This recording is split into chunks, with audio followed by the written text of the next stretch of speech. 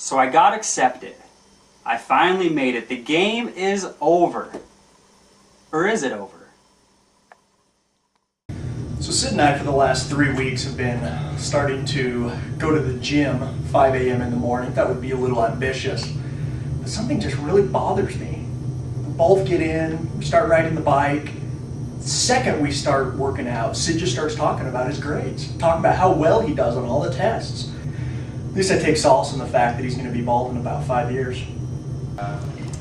You know, I don't think we have nearly enough emphasis on alternative medicines.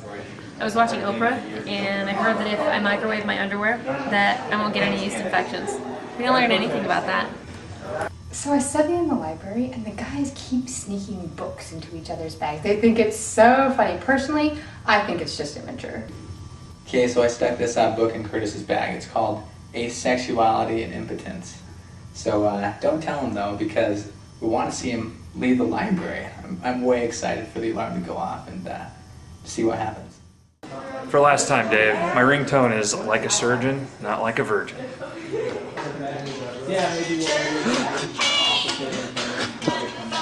Dave, I'm so sick of everyone that comes and asks me if I know the students that come and study in the study rooms in the evenings. So, what do you do if you are attacked by a troop of circus workers? What do you do? What do you do? You go for the juggler. Yeah. I just don't know. I was thinking about going into radiology, and I was really feeling really positive about it, but, you know, lately Joel, Sarah, Dan, all these people are going into radiology. Steve. It's just kind of freaking me out. There's been a rumor going around that I'm always asleep in class, so I just wanted to take this brief opportunity to justify myself and comment that we all have different learning styles. And personally, I find that I absorb the information best when it's pressed right against my face and I'm kind of drooling on it. Oh, and you know, I'm so glad we just studied dermatology, because now I know that I have this weird yeast infection all over and maybe some psoriasis because it itches really bad right here. And I know this is melanoma. I know I'm going to die of this cancer.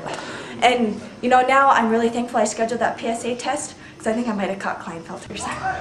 So I think it is so archaic how Dr. Stensis gives us a cowbell and to get our attention like we're just a bunch of cattle wandering around the med school. Moo. Whoa. Oh. Hey, how are you, Doug? It's Dave, but Doug's a good name too. What do you expect? It's Alzheimer's disease, right? So what you doing, interrupting me? Oh, I was just looking at your stuff over there, but oh, body parts. You like that one with the kidneys and the other attachments? You know, some students were complaining about your cowbell. My cowbell? Well, you know what we can just do with those students that complain? We'll get one of those students from Cache Valley. They'll know what to do with those complaining. We can just castrate them. So I went on a trip to Mexico with my boyfriend, and this lady broke her leg, and I put a splint on her. You think I could use that on my CV as an international medical trip? Go play basketball? What are you, crazy? The boards are only 7 months away.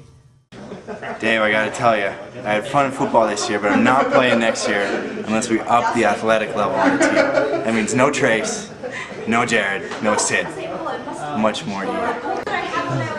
Hey Dave, you going to the SIGAPIG meeting today? The SIGIP what? You know, the Spirituality and Geriatrics Alzheimer's Patients Interest Group. Why do people keep calling me Borat? Do I have an accent or something? Hey Dave, I really don't like where my surgery rotation's scheduled. Do you think I should tell the dean's office that me and my wife are having a baby then?